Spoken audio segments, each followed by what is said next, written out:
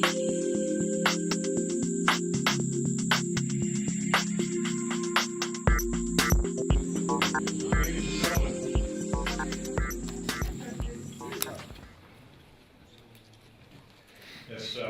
to everyone to the session at the Astana Economic Forum on mobilizing climate finance, encouraging institutional investors to drive green growth and sustainable development.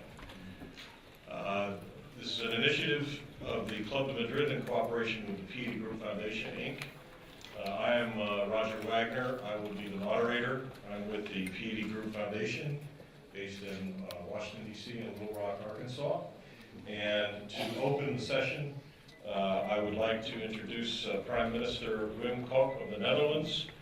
Mr. Kok was Prime Minister of the Netherlands from 1994 to 2002, having served as advisor to the President of the European Commission from 1985 to 86, Deputy Chairman of the Socialist International from 1989 to 2002, and Deputy Prime Minister and Minister of Finance.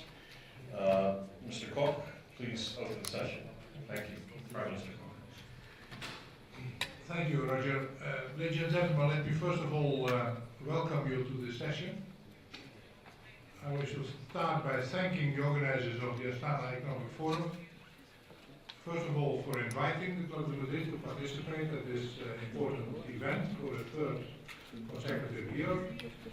And secondly, for giving us the opportunity to organize this session on the role of institutional investors in driving green growth and sustainable development. For those of you who may not know our organization, please allow me to very briefly introduce a few words here to the Club of Madrid. We are an independent, non-for-profit organization composed of currently 92 former presidents and former prime ministers, all democratically elected, from over 60 countries, constituting the world's largest forum of former heads of state and government. Our members have come together in order to respond to a growing demand for support and advice from today's leaders in two key areas. One is democratic leadership and governance, and the second area is a response to crisis and post-crisis situations. Both lines of work share the common goal of addressing the challenge of democratic governance and sustainable development, of democracy that delivers, as we call it, where the practical, hands-on leadership experience of our members can be particularly useful. In organizing this particular session within the 6th edition of this prestigious Astana Economic Forum, the Club de Madrid has chosen to focus on the issue of mobilizing climate finance, the role of institutional investors in driving green growth and sustainable development. And in 2006, and within the framework of our emphasis on fostering democracy that delivers, we began already working on the challenge posed by climate change, particularly in the face of the international climate negotiations that were launched in Bali in 2007. Since then, and mainly through our Global Leaders on Climate Action project, we have worked to foster an efficient, effective and equitable climate regime that would allow the world to meet the tremendous threats posed by climate change.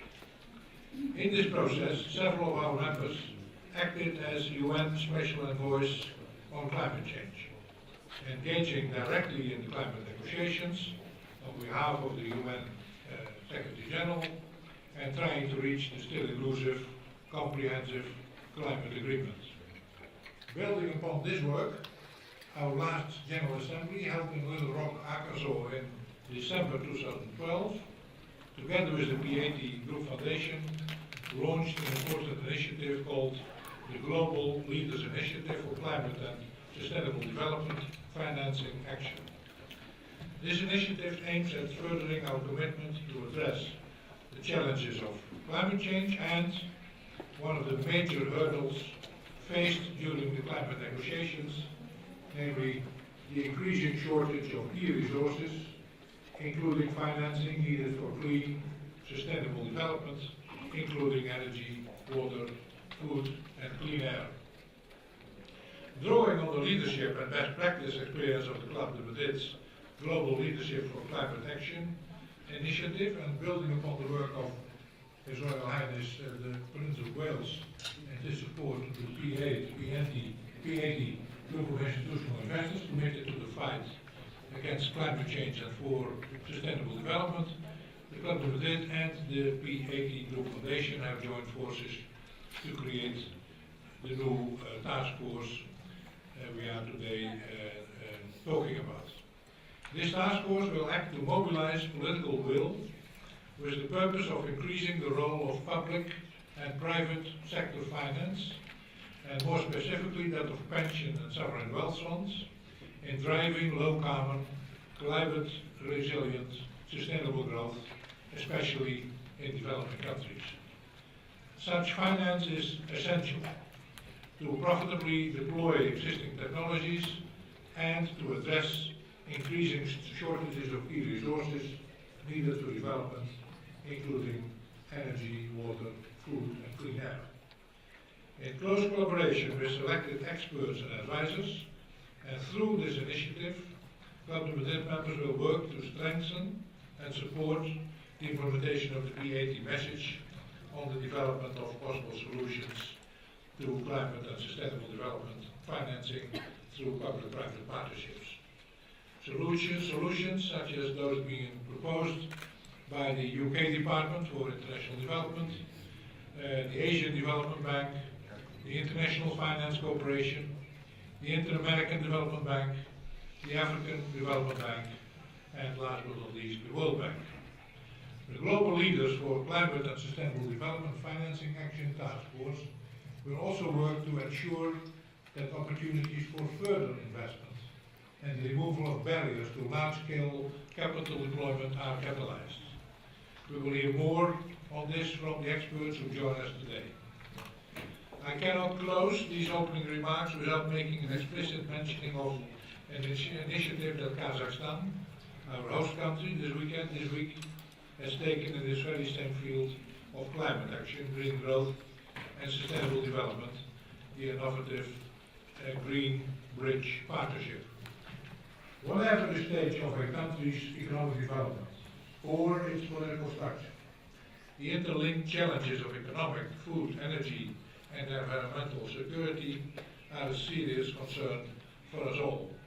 To this aim, Kazakhstan has proposed a very interesting system of sustainable growth that urgently requires a new level of international cooperation, bringing together developed and developing countries to share the knowledge and technology needed for the successful transition to green economies. The initiative has already received the support of the international community and the UN's Rio +20 summit, and the backing of countries making up 3/4 of the world population.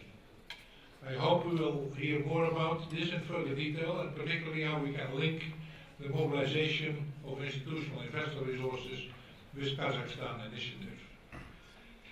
So finally, I would like to say we are here to engage in an open discussion between political leaders, practitioners, and policymakers on the need to further mobilize private investment, particularly that of institutional investors, to address climate change challenges through low carbon and resource-efficient solutions.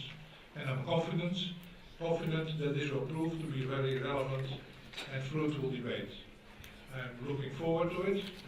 Thank you very much for your kind attention, and I will turn back to Robert Wagner for his moderating role of the session. Thank you very much.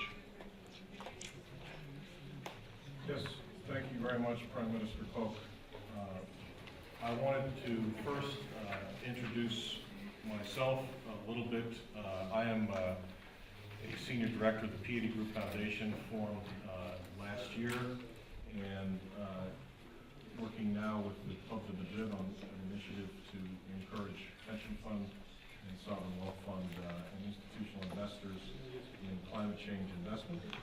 I have over 30 years experience in particularly energy infrastructure, corporate and project finance, and public-private partnerships, as well as commercialization of energy and environmental technologies. Achievements include the first private concessions for energy projects in a number of countries, including the first project in Egypt at a record low price for the world, and 3,000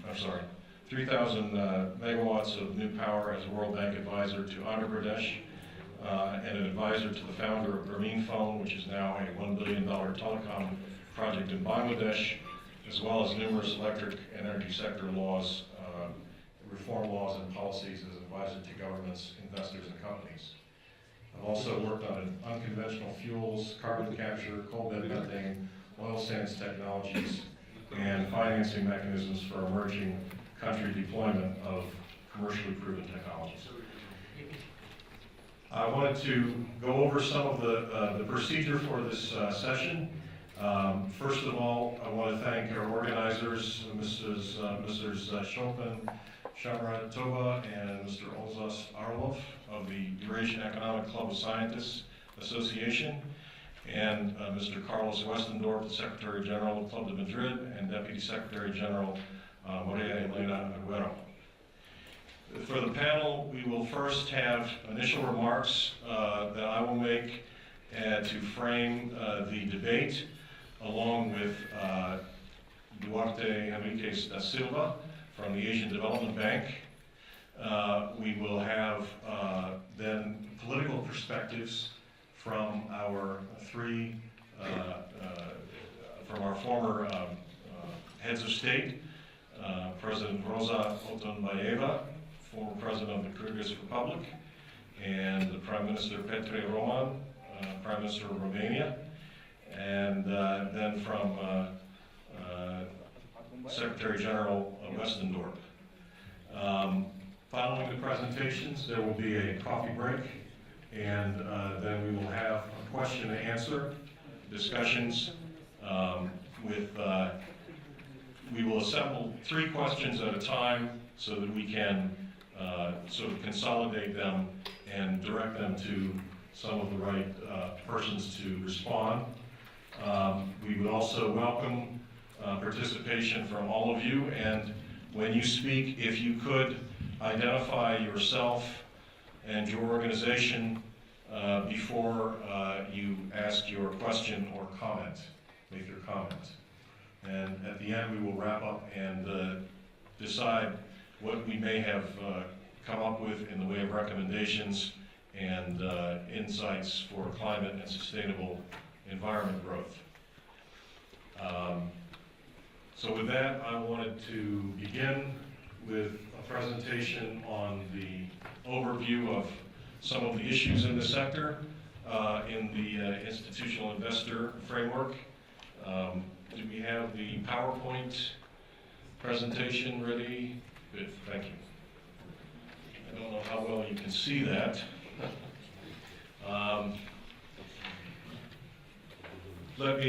That's fine. If you can't see it very well, that's all right. We'll see if we can get it a little bigger.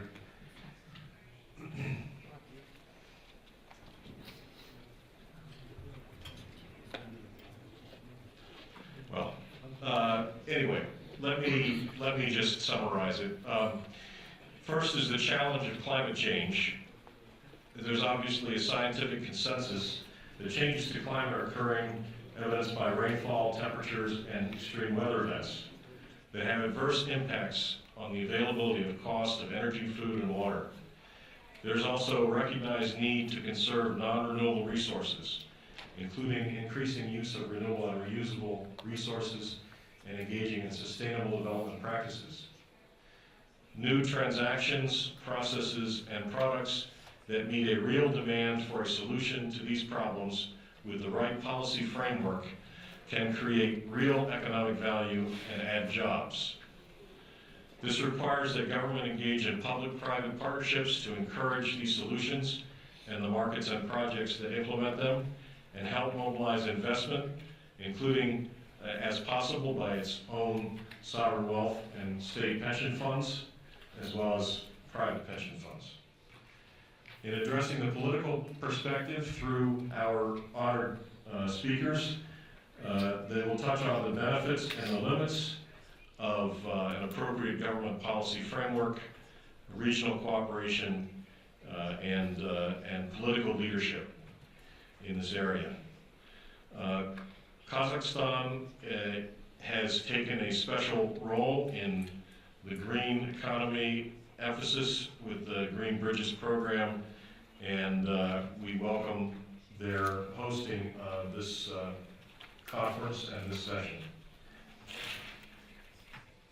The opportunity and the reality are not the same. To achieve the objectives presented by climate changes, the scale of investment is very large. Some estimates show $1 trillion a year globally should be invested in climate solutions by 2030. Some have, like Sir Richard Branson, have called green investment the great investment opportunity of our time. Yet while there is substantial liquidity and capital, there is a shortage of actual deployment of both capital and technology. New mechanisms are needed. According to the the International Finance Corporation's Clean Tech Conference just in May 16, 2013 in Washington, private equity investment in clean technology companies declined both in absolute terms and as a percentage of total funds in 2012 versus 2011. In some cases, fairly steeply. A variety of factors have been responsible for this, at least current decline, including a perception of higher risk versus return potential in the sector, and economic developments in Europe and elsewhere. At the same time, new technologies for gas and oil extraction, while positive in the short term, have undermined market pricing for some clean tech and renewable solutions. Economic downturns and tighter government budgets have reduced green subsidies and undermined mechanisms for internalizing environmental costs, such as carbon taxes and carbon credits. Consumers must believe that greener energy, food, and so on is both better, but also is cost effective. There is the future green promise that we are hoping to realize. Next slide. In part, due to private government support, there has been rapid growth in proven green solutions to energy, food, air, and water problems. Technologies have matured.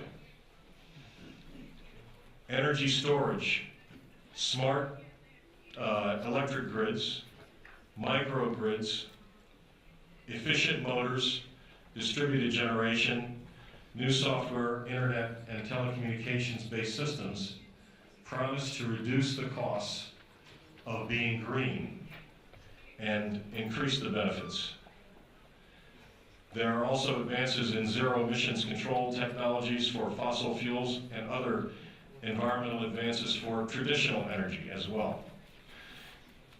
Most importantly, the issues of energy security and food security are increasingly seen as national security issues and will continue to drive the green movement. The Club de Madrid and the Little Rock Accord describes the basis for this cooperation that has occurred between the Club de Madrid and the P80 Group Foundation. As Prime Minister Koch mentioned, Club de Madrid is comprised of former heads of state and has had a standing commitment to encourage climate solutions, such as participation in the Task Force of Global Leaders for Climate Action with the United Nations Foundations. Among its purposes that we share is to ensure clean air, water, and energy for the largest number of people. Without increased investment, this goal may not be realized.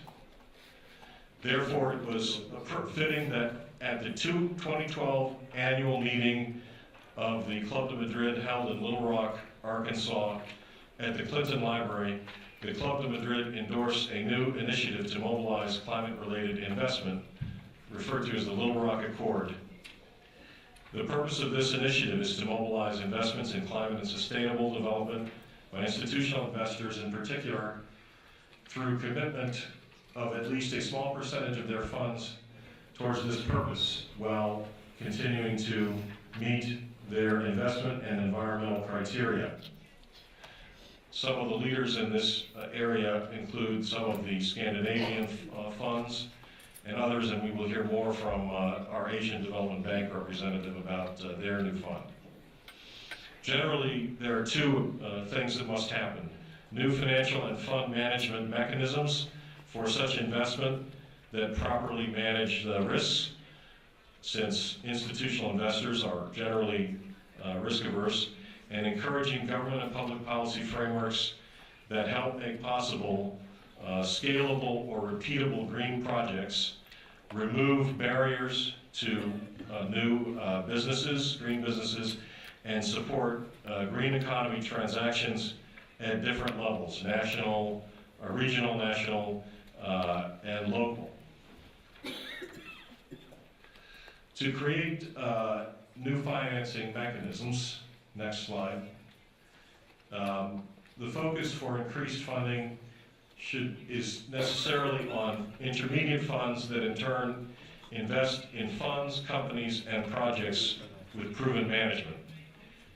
Examples include new types of funds and bond mechanisms led or participated in by recognized development and infrastructure finance institutions such as the Asian Development Bank, the African Development Bank, European Investment Bank, and International Finance Corporation.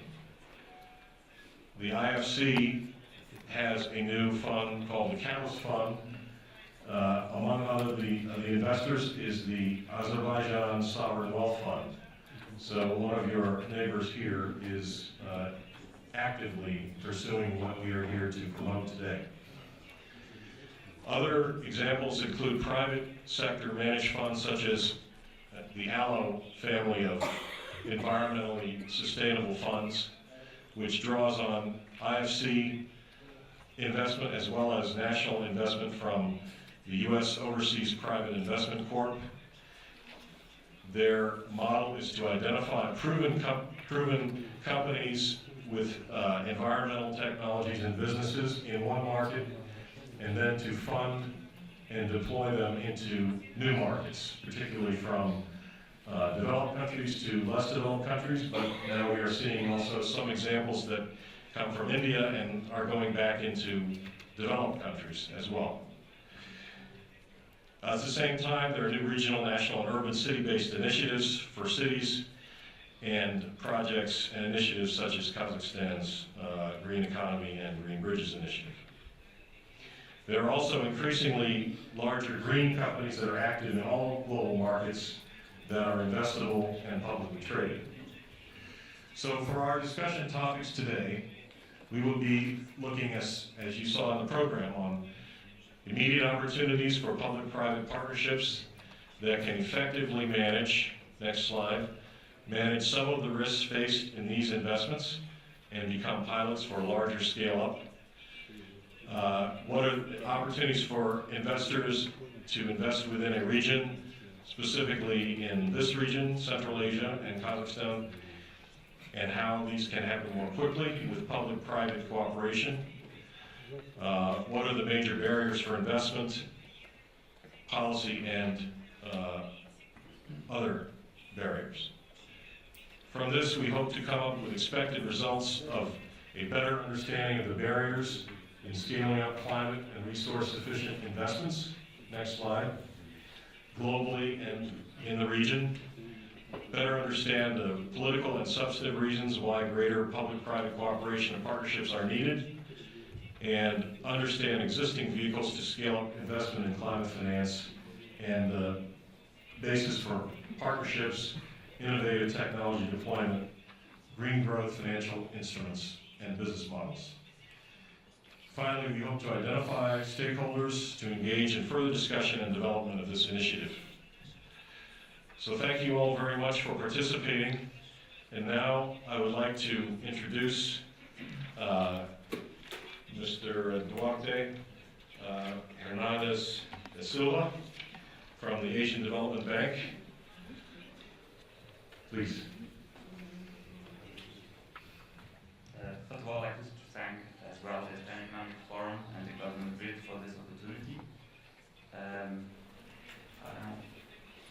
Presentation is uploaded.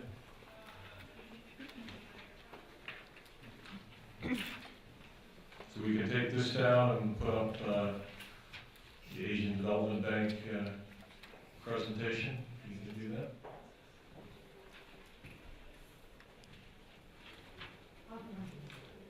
You can start the video if you have to watch it. Yeah, on slideshow mode.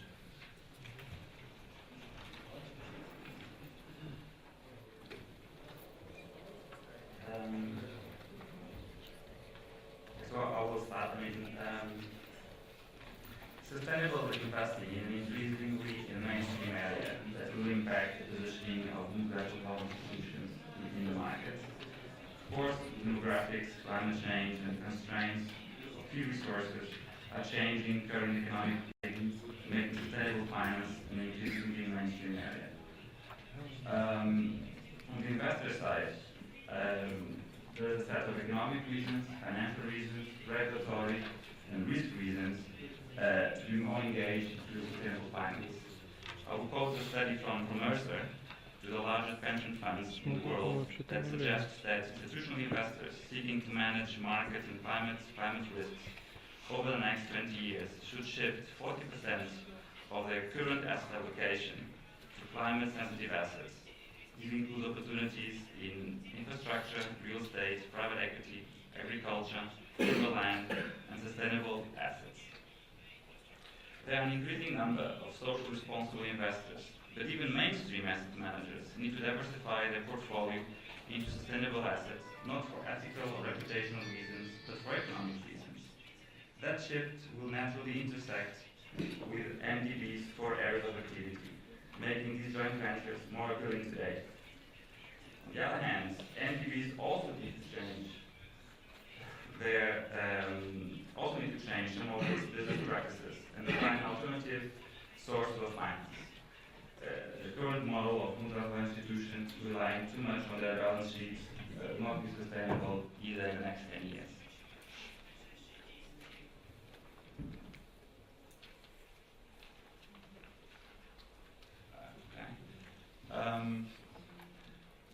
I think we do have a communication problem, and I do face that issue when we speak with private sector investors. Clearly, the two worlds, the public sector institutions and private sector players, they do speak a different language. In the public space, we speak about mitigation, adaptation, climate change. But private sector players, they don't see how this translates into tangible financial opportunities. So we don't mention climate change, we mention opportunities in infrastructure, opportunities in technology, and opportunities in natural resources. That's how we pitch and we brand what we're trying to do in climate change. We spoke to them trying to understand what they're looking for, and the idea of our fund is to be tailored to their needs and investment preferences. They clearly look for long-term market fundamentals. They look for uncrowded space with good entry points. They look for products that will enhance the diversification of current portfolios. And they look for products that will allow them to ensure capital preservation, low correlation financial markets, and having inflation edge. They look for simple and understood structures with low risk, predictable cash flows, and a long-term horizon. Most pension funds, they do have a 20-30 year horizon. The idea of the fund is to match that period. And of course, they look for SRI and green investment for reputational reasons. Sorry. Do you have the tech right? I do, it's there. They downloaded it. They downloaded it. Do you have it again?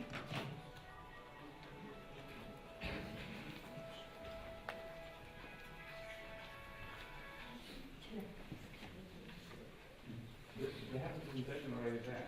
I know, but they can't open it up further. I don't know. I'll see what they can do.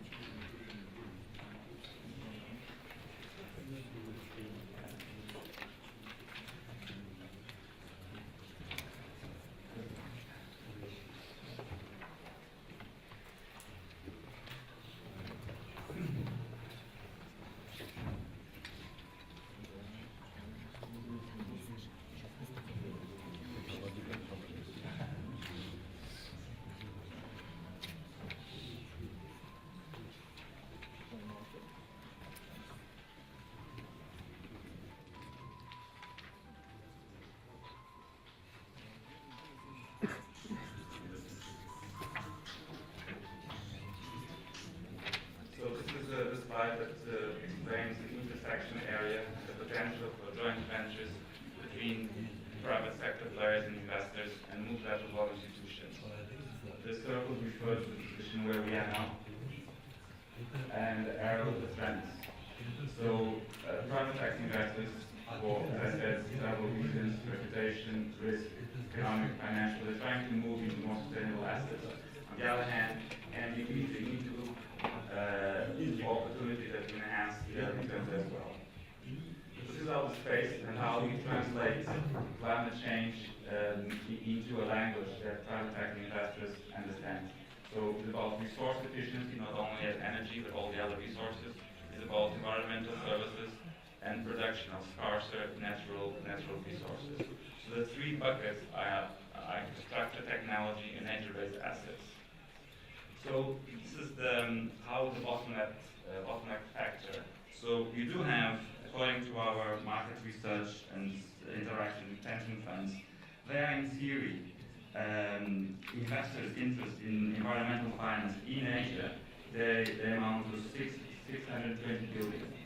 So these are investors that are willing to buy into this investment case. Of course, on the other side, in terms of needs, there's a huge need. However, the market is much smaller, both in supply and demand, around 120 billion. And the reason for that is because of the risk factors. There is a disparity between the need for low carbon and resource efficient infrastructure at scale and investors' interest in participating in that market on one hand, and the availability of expertise and suitable investment vehicles to deliver on the other hand. Bottleneck factors are mainly related to regulatory uncertainty, information knowledge gaps, lack of scale and acquisition costs, and influence factor with underdeveloped risk tools. That's how our fund was designed precisely to tap into the risk factors identified by pension funds. So that's it. The way we map the market, we see that there are basically two worlds. There are a lot of public initiatives and pure private sector players, but a very limited intersection area. Very few public sector investors invest in commercial funds, and vice versa. And we think there is a place, an intersection place, not only at investor level, where you combine public and private sector investors, but also at execution level, where you combine private and public sector operators, but even at underlying level, at the assets we invest into, these assets might be purely commercial, pure on the private sector, or the vehicle could invest similarly into PPPs set up by governments. I think this next slide, so the blue boxes reflect what the traditional fund is about. You have investors, most of them private, then you have a fund manager that invests into a program designed to provide returns. These areas are basically the ones in gray now, are the differentiating factors of the fund it's trying to do. These are add-ons to the traditional fund manager setup. So the fact that ADB is in allows the fund manager to have access to a lot of our financial instruments like grants and debts that could be invested alongside the equity investment from the funds.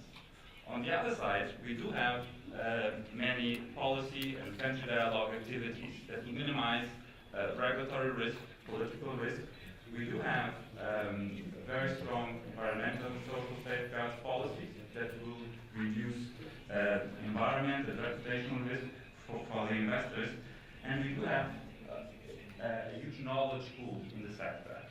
These areas, water, solar, agriculture, that are becoming more mainstream areas now, are areas where ADB has invested along with other multilateral institutions for the last 20 years. We do invest around 2 billion every year in clean energy. The wealth of expertise and ability to source deals that would be very difficult to be matched by pure private sector players.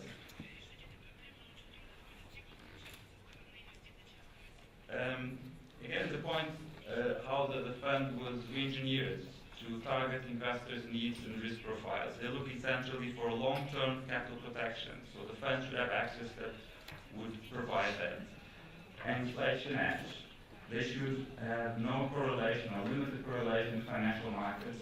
They should have clear structures with solid risk mitigators, and they should help them to become greener, to boost their sustainable credentials. That for some countries, particularly in Europe, more and more regulators are forcing some pension funds to allocate a minimum percentage to sustainable assets.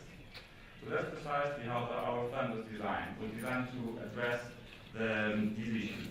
So have exposure to long-term assets with very little risk, and managed in a clear and solid structure with appropriate environment and social safeguards.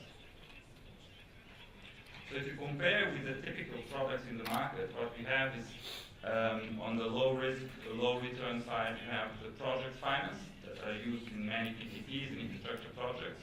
Then on the high risk, high return, you have the pure private equity vehicles with a relatively expensive fee structure. And what we're trying to do is to design something in between that will not provide the returns, the 15 to 20% returns of the pure private equity vehicles, but will be a bit more cost efficient, will provide access to the assets investors want with a reduced risk. The next slide, we try to map the public and private sector sources of finance in the climate change space. So we have all the sources and instruments that are being used. So the blue is the private sector sources of finance, the gray the public sector sources of finance, and the instruments that are being used to invest in climate change products.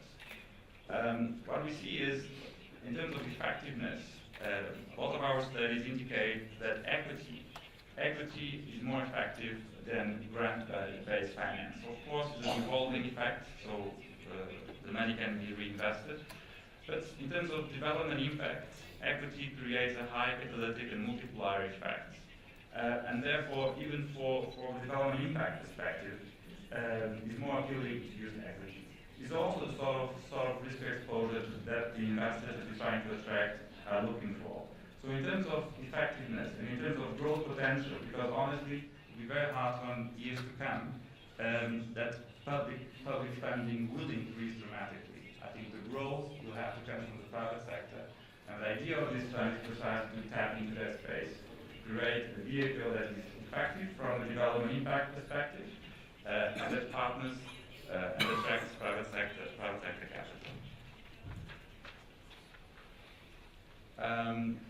I think I will skip the slide about time about public sector funding facilities. I don't want to be too cynical about it, but there are issues as well with the current public sector facilities. There are issues of deployment, there are issues of effectiveness, and again, from that side of the equation, this fund tries to provide a complementary answer to some of the existing facilities in the public sector space.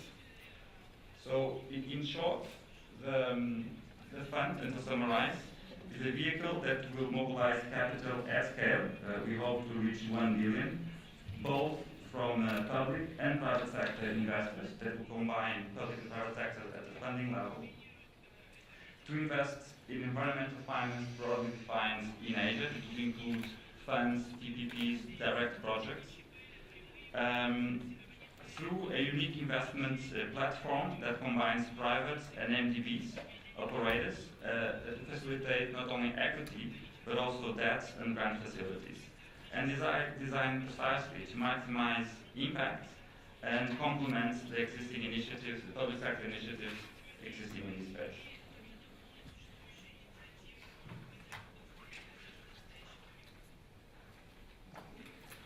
Thank you very much, Duarte.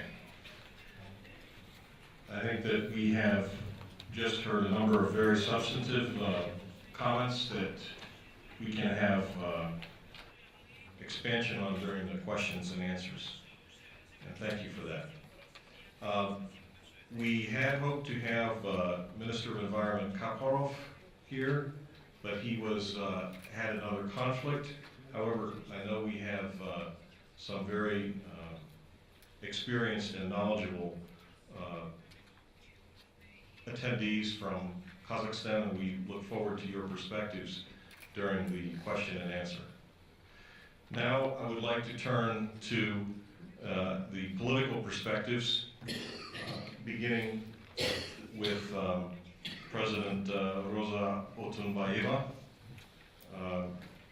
who was president of the Kyrgyz Republic from 2010 to 2011, and has had a long and distinguished political and diplomatic career, senior posts of many kinds as foreign minister, deputy prime minister, and the first ambassador to the U.S., Canada, and the United Kingdom, as well as serving as deputy head of the United Nations Observing Mission in Georgia from 2002 to 2004. She also played an instrumental role in the progress towards a new democratic constitution, and we look forward to your comments. Уважаемые участники этого круглого стола, прежде всего я хочу поблагодарить казахстанцев за такую замечательную возможность встретиться и поговорить по самым актуальным проблемам экономического развития нашего региона. Я хочу сказать всем нашим гостям, что они прибыли в Центральную Азию. Центральная Азия, как недавно выступил президент Назарбаев на Евразийском медиа-форуме, это новый, самодостаточный, перспективный регион в мире. Он показал себя как состоявшийся регион. Все страны этого региона со своей уникальной культурой, традициями. Это страны, которые имеют, безусловно, свое большое будущее. Я только что была участницей очень важной конференции под названием «Кавказ и Центральная Азия. От экономики переходного периода к экономике с формирующимся рынком». Вот заметьте, такие новые термины.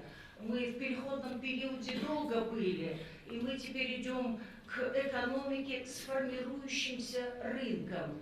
Эта конференция, на которой она была только что вот завершилась в Бишкеке, с участием заместителя распорядителя МВФ господина Минджу. Ценность этой конференции в том, что в ней приняли участие все те, кто все последние 20 лет были с нами рядом. Те, кто вели наши страны в больших таких институциональных учреждениях, как МВФ, Всемирный банк, Европейский банк, Азиатский банк. И вот, значит, некоторые я хотела просто вот напомнить вам, вернее, проинформировать, какие были выводы сделаны. Значит, рост во всех странах Кавказа и Центральной Азии за последние 10 лет был достаточно заметен, говорит Олдинг СМИ, если вы помните, этот человек был в МВФ постоянно нашим куратором наших стран. Значит, фискальная и политика фискального обменного курса была достаточно успешной, несмотря на то, что центральноазиатские страны могли бы лучше работать, говорит он.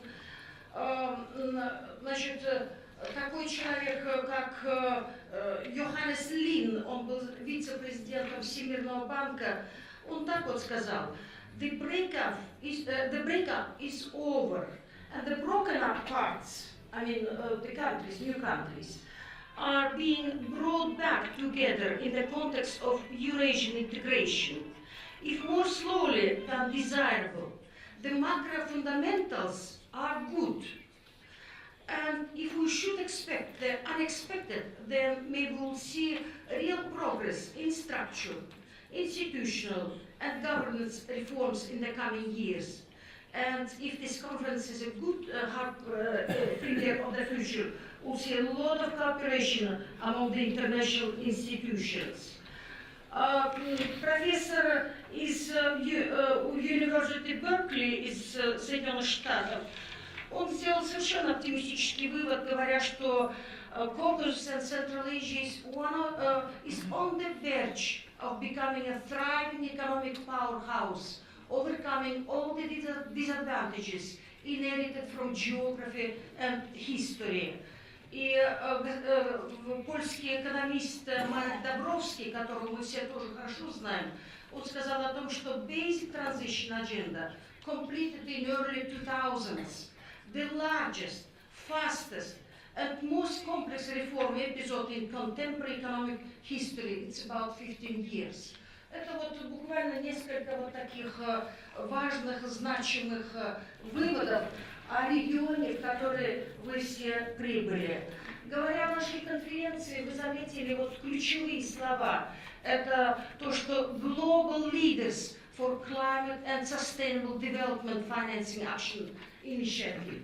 Мы вот в Мадридском клубе, который включает более 90 высших президентов, премьер-министров, считаем, конечно же, озабоченность наша экологическая, вопросы построения зеленой экономики, зеленой цивилизации. Безусловно, они должны быть в центре мирового внимания, и потому такая тема нами была избрана.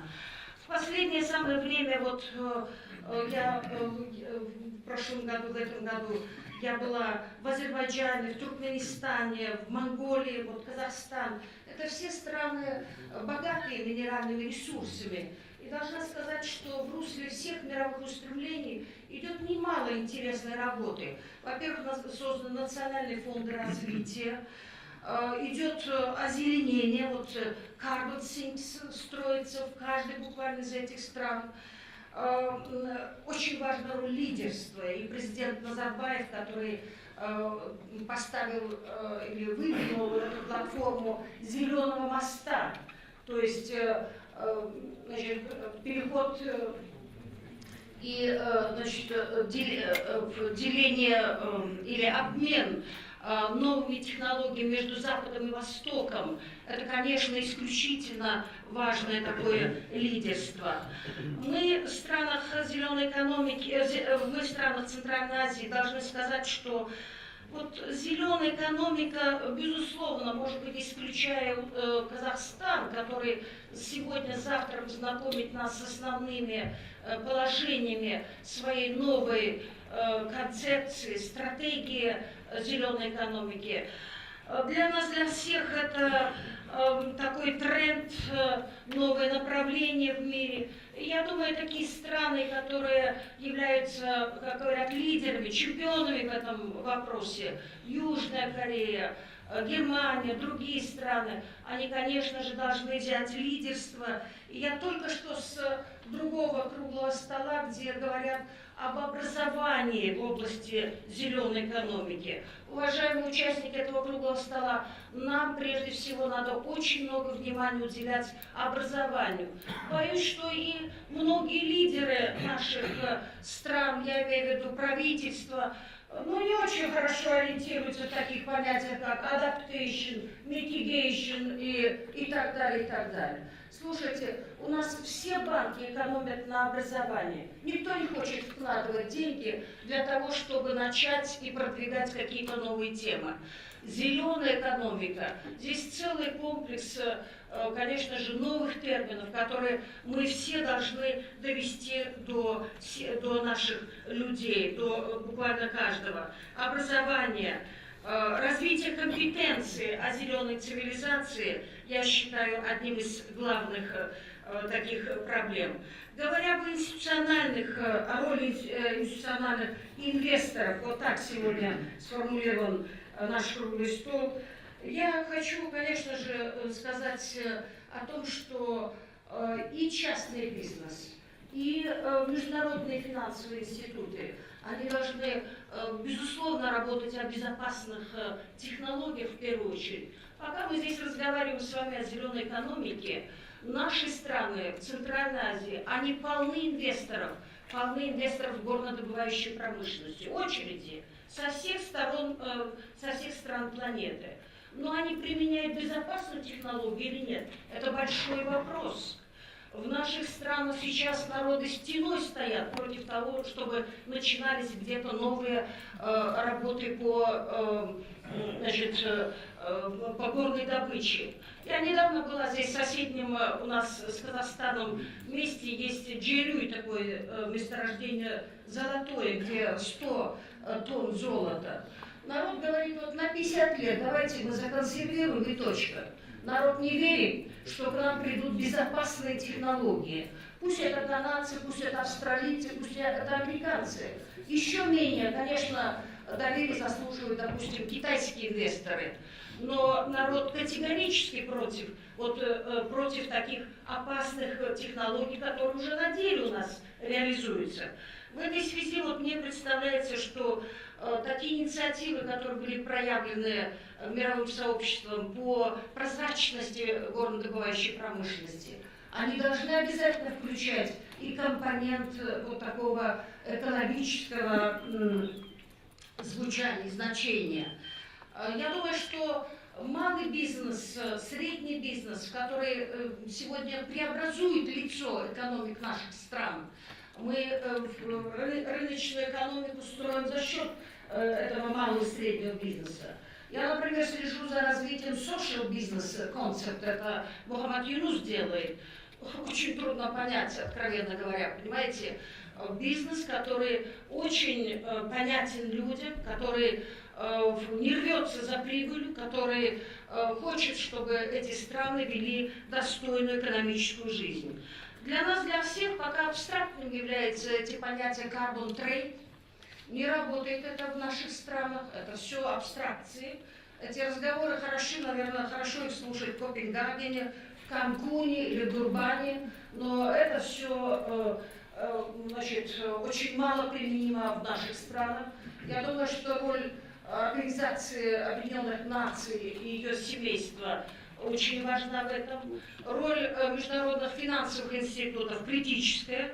Мы понимаем, что нет сегодня консенсуса относительно методологии замеров выбросов углекислого газа и их эквивалентов в экономическом, социальном аспектах. I would like to now introduce Dr. Halil Yurdakul Yigitguden from the Organization for Security and Cooperation in Europe.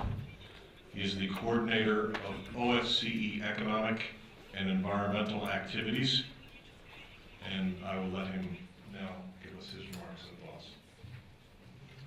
Thank you, moderator.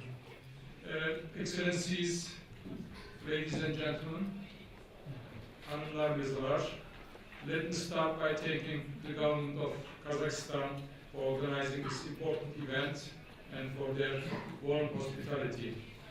Let me also thank all supporters of this panel and particularly to the Club Madrid.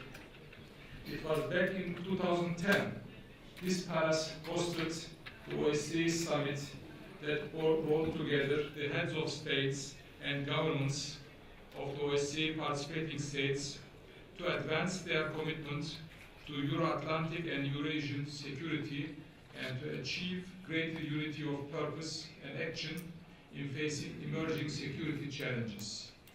The Astana commemorative declaration adopted at the summit reconfirmed the organization's comprehensive approach to security based on trust and transparency. Security begins with sustainability of resources. Therefore, from its inception, the OSCE has viewed the environment and sustainable development as key components of peace and security.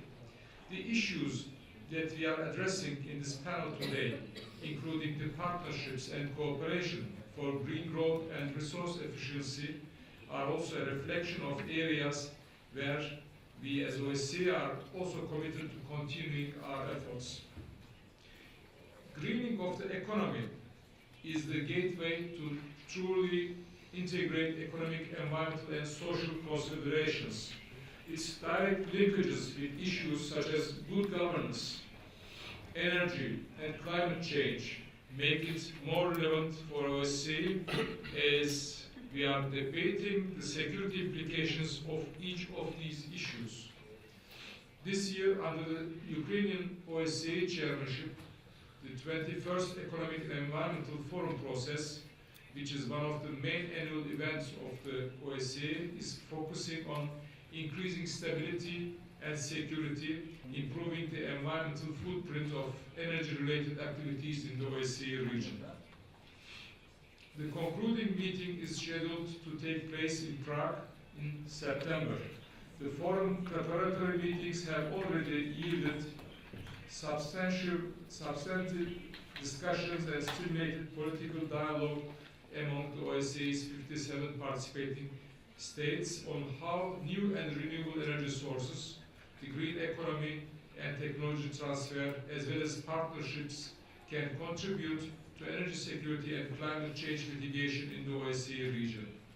We are all aware of the global effects of energy production and use, particularly of fossil fuels. Energy activities have significant implications for climate change, which is humankind's biggest problem.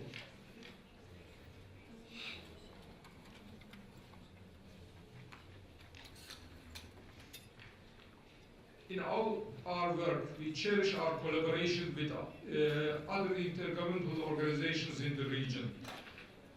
One of such collaboration is the Environment and Security Initiative, which is a common endeavor of 6 organizations where we join forces with UNEP, UNDP, UNECE, REC, and NATO as associated partners.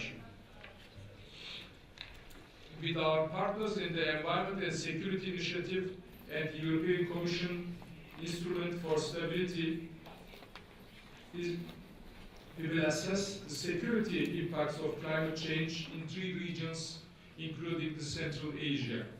These assessments will be made through participatory processes that will involve government, NGO, and business stakeholders, and will provide the basis for transboundary climate change adaptation strategies.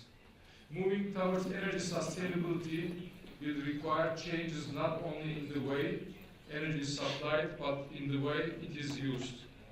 Reducing the amount of energy required to deliver various goods or services is essential. Renewable energy and energy efficiency are the main pillars of sustainable energy policy. High-level political will, effective institutional and regulatory frameworks, financial incentive mechanisms, and partnerships, particularly public-private partnerships, as one of our speakers before mentioned, are the primary driving forces of green economy. A good example in this respect is the Green Bridge initiative championed by Kazakhstan within the Rio Plus 20 process. The 2012 Rio Plus 20 summit provided the states, NGOs, business community, international organizations, and the financing institutions with a set of policy guidelines on green economy in the context of sustainable development and poverty eradication. We all need to join our efforts to support this transition to green economy within our own areas of expertise and activities. As the OSCE, both through our secretariat and our field operations, and I see here the head of our center in Kazakhstan, Madam Ambassador Zarubna, working in this field, we will continue to provide a platform for dialogue and for the exchange of experiences and best practices and information on appropriate legislative, institutional, and policy frameworks, technological innovations, energy efficiency, and renewable energy. We will also continue to invest further efforts to promote a very informed and active civil society as a key stakeholder for putting green economy into practice. Kazakhstan already demonstrates best practices in bringing together government, civil society, and industry representatives through the Our House center platforms that we in the OSCE are proud to support. In concluding, allow me to underline once again our appreciation to be part of this forum and our commitment to work together with our participating states in making the transition to the green economy in the OSCE region. Thank you for your attention.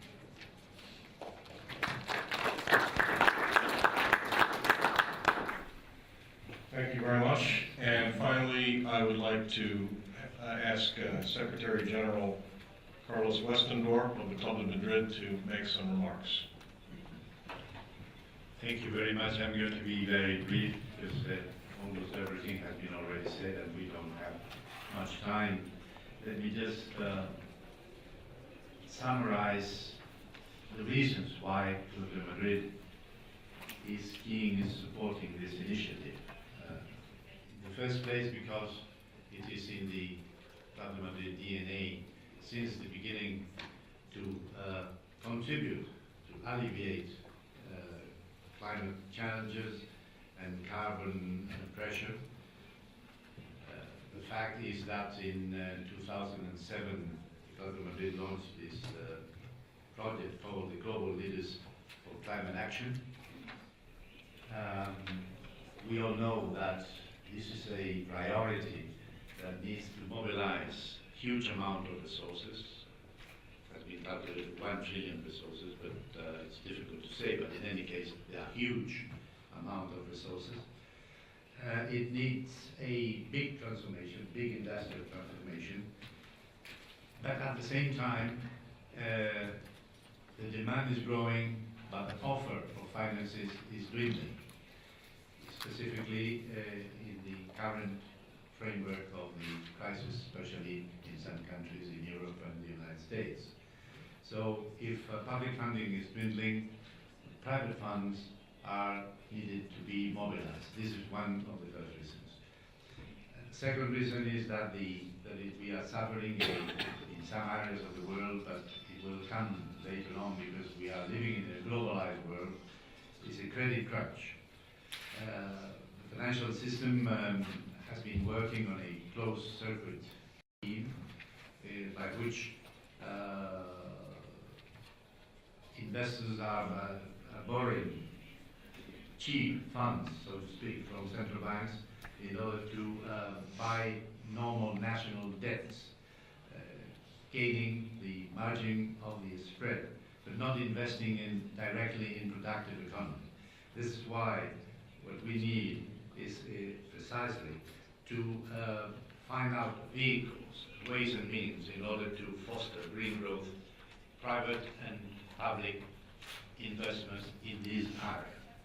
And the third reason is that resource-rich countries in traditional energy sources of production, specifically in non-renewable sources of production, they are very much interested also in investing on renewable energies for two reasons. One is because of the energy supply security, because traditional sources are not always guaranteed that they will be always there.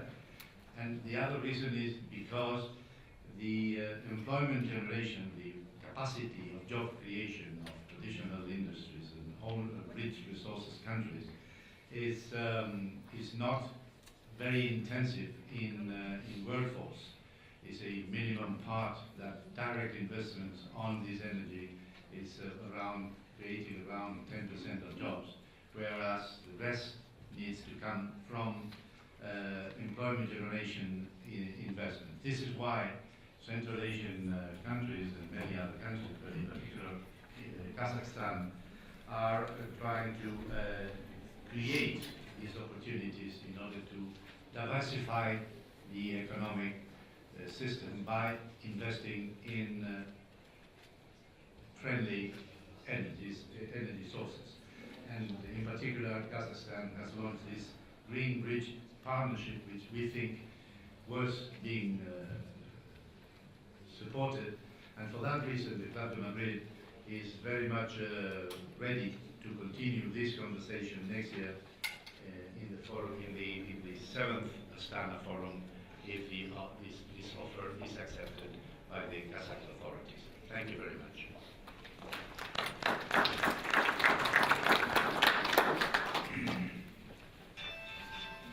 Well, I was going to say we should take a short break, but I don't know if we have enough time to do that. I don't think we do. Not if we have any questions, so.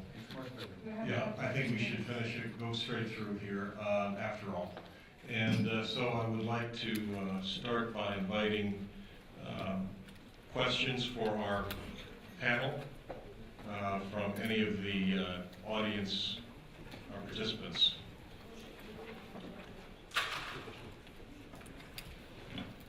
My name is Charles van der Leeuw, author, analyst, working for, among others, World, the information agency in Kazakhstan, and the Times of Central Asia. Some 20 years ago, I've been working on a series of articles in Holland on environmental crime. So my question is, especially to the Honourable Representative of the OSCE, I have missed in all the debates in 3 years fighting environmental crime. Her Majesty's Ambassador, since shortly His Majesty's Ambassador, has personal experience in this field. During the preparation of this series of articles, I talked to somebody from Interpol. The environmental crime has begun as petty crime. Individual entrepreneurs put in a small advertisement in the paper, do you have a waste problem? Put your barrels at midnight at the door, put some money on this bank account in Switzerland or another fiscal haven, and the barrels will be gone the next morning and you have nothing to worry about. Interpol informed me that this petty crime was on the way out, and it's turning into organized crime to proportions just as serious as narcotics and arms trade. And now, what I would like the Honourable Chairman to add to the recommendations is an organized, a well-designed plan to fight environmental crime. We're all talking about investment climate improvements, as long as illegal waste dumping is available and is being virtually ignored by security organizations. I think all proposals for investment climate improvement are bound to be futile. I want some opinions, especially from you, how to tackle this problem. Thank you very much.